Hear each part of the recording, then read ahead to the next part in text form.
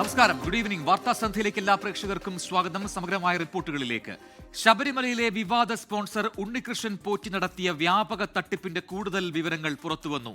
ദ്വാരപാലക ശില്പത്തിലെ സ്വർണ്ണപ്പാളിക്ക് പുറമെ ശബരിമല തങ്കകവാടം ഉപയോഗിച്ചും ഉണ്ണികൃഷ്ണൻ പോറ്റി വ്യാപകമായി പണപ്പിരിവ് നടത്തി. ചെന്നൈയിലെ ചടങ്ങിൽ നടൻ ജയറാമിനെയും ഉപയോഗിച്ചു. തന്റെ പൂജാമുറിക്ക് മുന്നിൽ തങ്കകവാടം 15 മിനിറ്റ് വച്ചിരുന്നുവെന്ന് ജയറാം 24നോട് പറഞ്ഞു.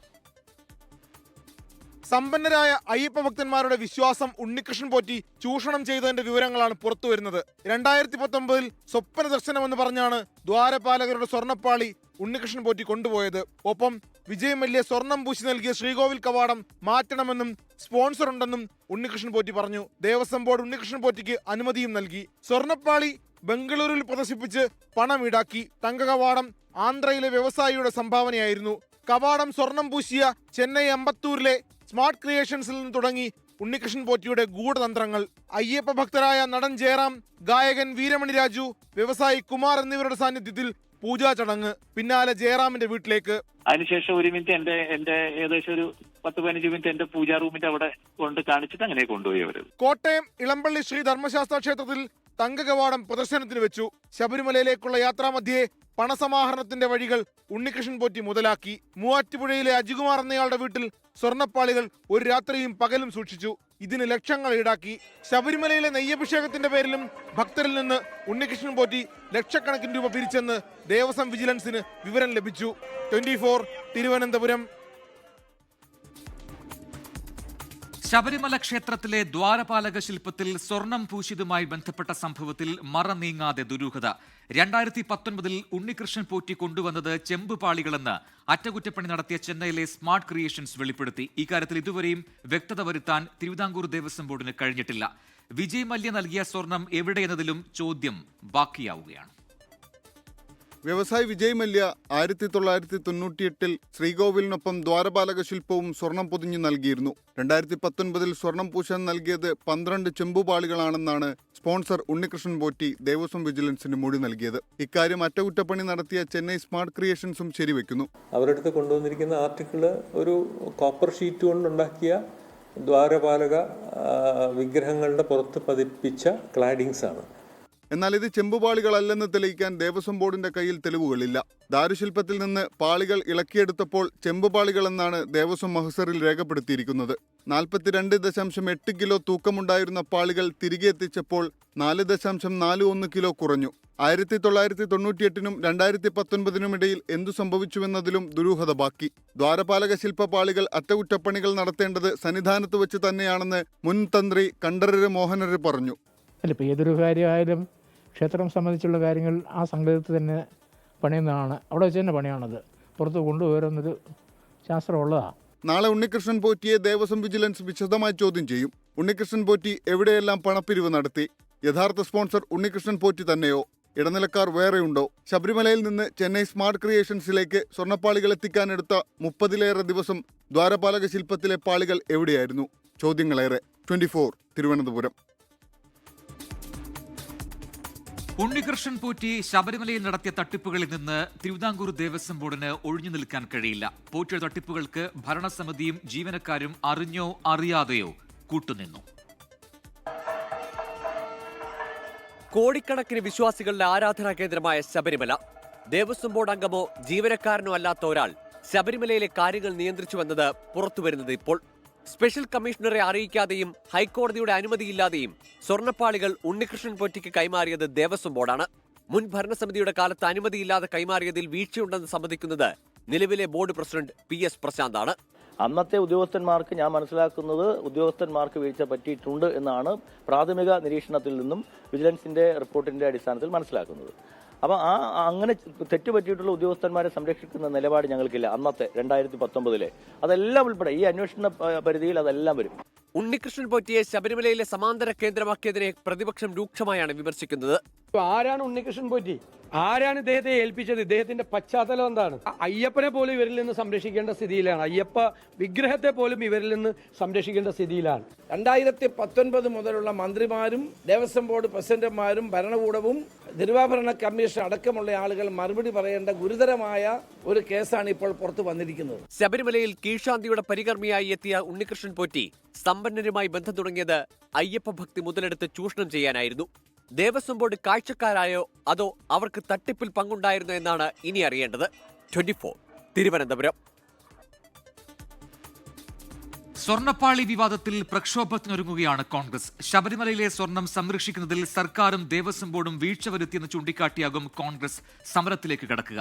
സർക്കാരിനോ പാർട്ടിക്കോ ഒന്നും ഒളിക്കാനില്ലെന്നും ഫലപ്രദമായ അന്വേഷണം നടക്കട്ടെയെന്നുമാണ് CPIM സംസ്ഥാന സെക്രട്ടറി MV ഗോവിന്ദന്റെ പ്രതികരണം.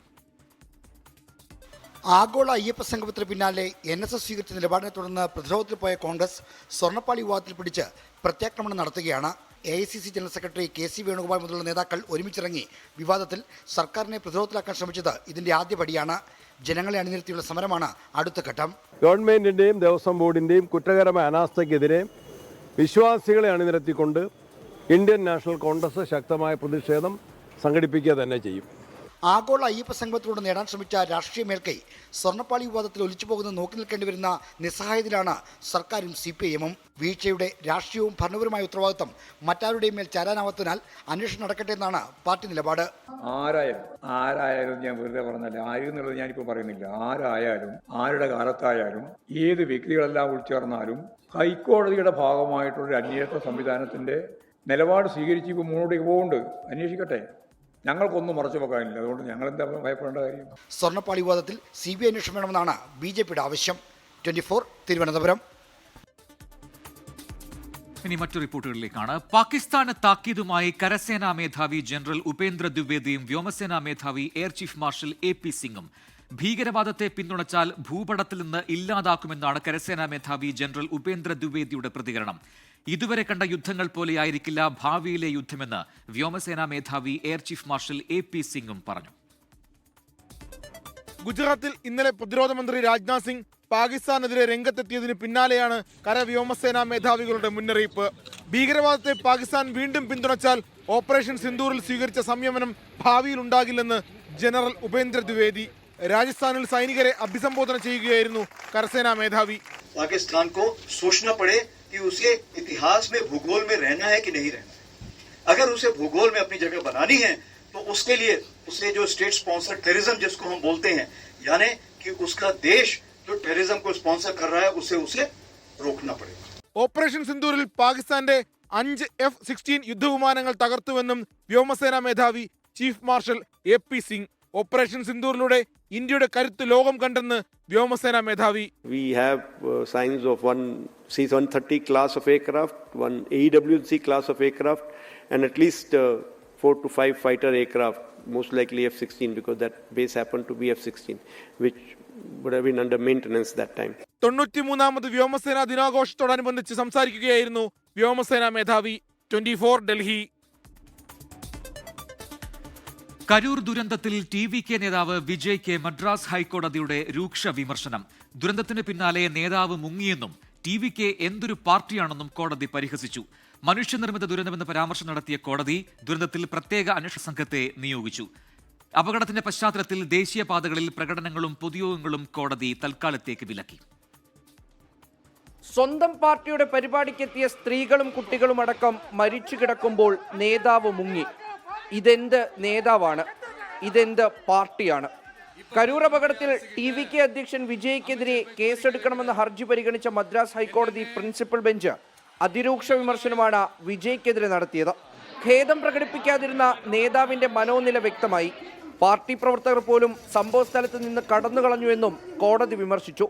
പിന്നാലെയാണ് നോർത്ത് സോൺ IG അസ്ര ഗാർഗിന്റെ നേതൃത്വത്തിൽ പ്രത്യേക സംഘം കേസ് അന്വേഷിക്കണമെന്ന് ഉത്തരവിട്ടത്.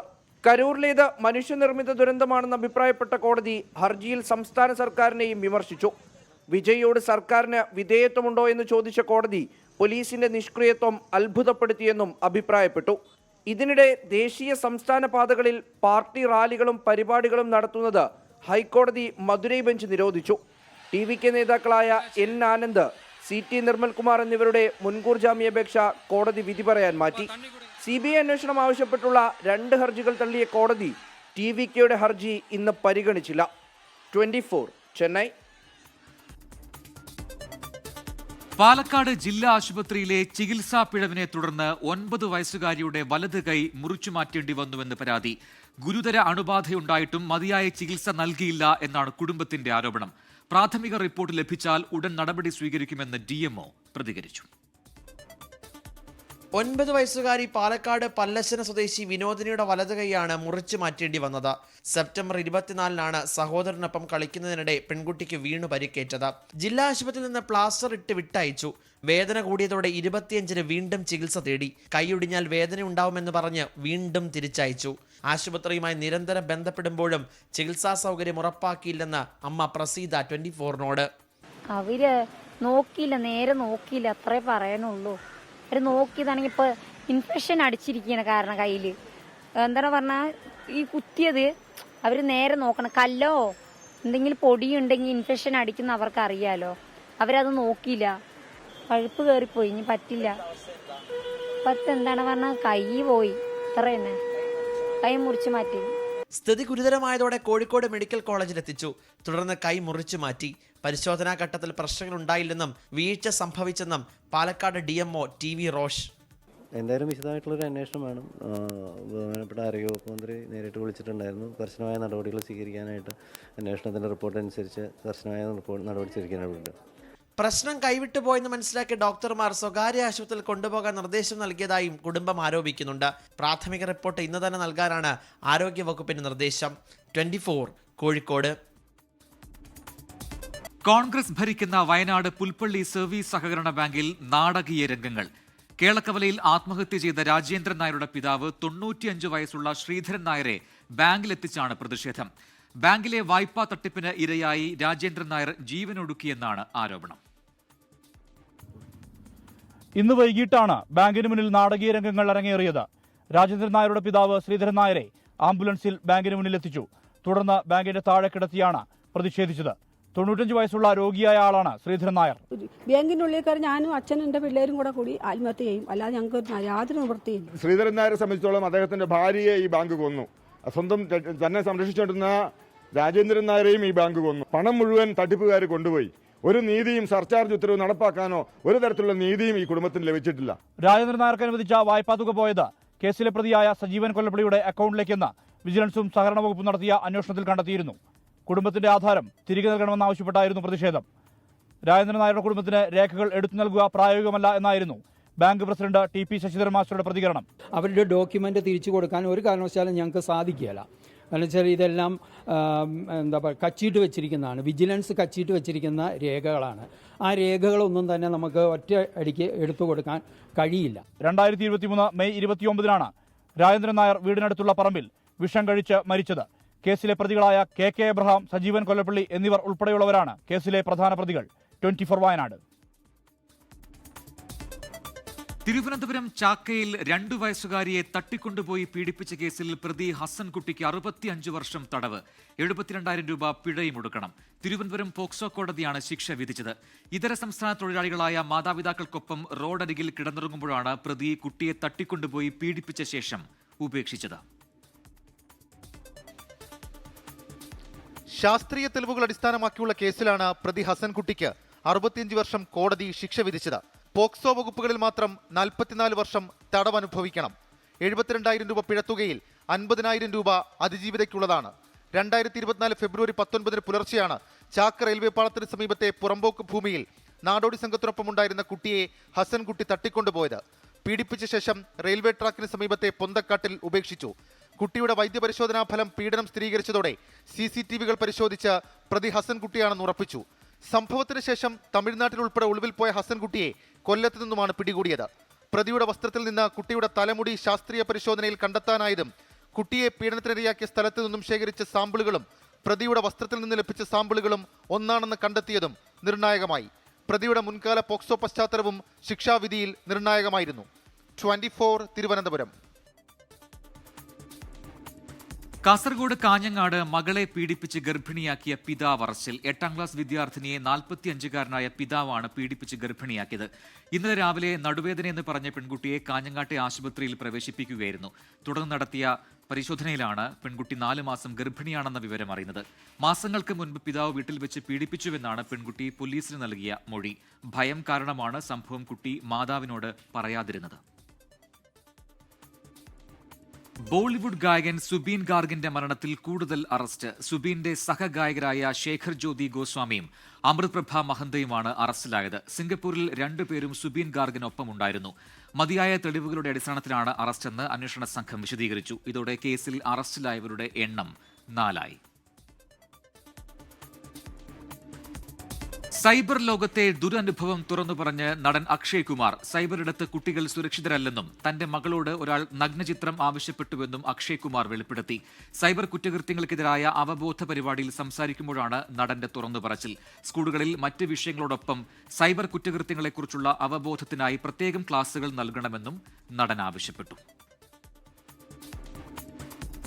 ലോകത്തെവിടെയായാലും ഏത് സമയത്തും 24 വാർത്തകളും ഓഗ്മെന്റഡ് റിയാലിറ്റി പാക്കേജുകളും എക്സ്പ്ലെയിനറുകളും വിശദമായി കാണാൻ ഞങ്ങളുടെ യൂട്യൂബ് ചാനൽ നിങ്ങൾക്ക് സബ്സ്ക്രൈബ് ചെയ്യാം.